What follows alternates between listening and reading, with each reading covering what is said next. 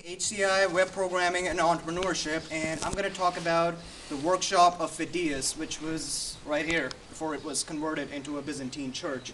So Phidias is regarded by historians and critics alike as one of the greatest sculptors of all time, especially among the ancient Greeks. So he actually designed the most famous, his most famous credited work here is the statue of Zeus, and which was constructed here piece by piece during his exile. And he also designed the three monuments dedicated to Athena, on the Athenian Acropolis, the Athena Promachos, the Lemnian Athena, and the colossal Athena Parthenos for the Parthenon.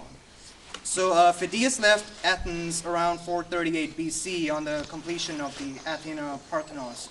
So Pericles' enemies had actually accused Phidias of impiety for including portraits of him and Pericles on the war shield, compromising position. So it was a crime back then. And he was actually thrown into prison. This was actually a way of Pericles' enemies to actually get to Pericles by, getting to his sculptor first. Until recently, it was thought that Phidias had actually died in prison, but later it was discovered that he was now actually in exile, where he was, working on the statue of Zeus, right here.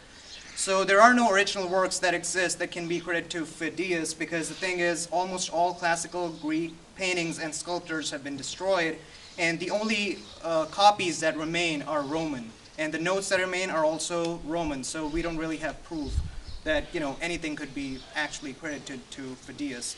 So significant advancement in the knowledge of Phidias' working methodology came during 1954 to 58 with the excavation of the workshop here, where Phidias created the statue of Zeus.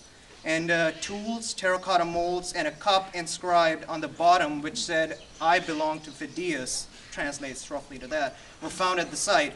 So his workshop was later incorporated into a Byzantine church. Terrific. Terrific.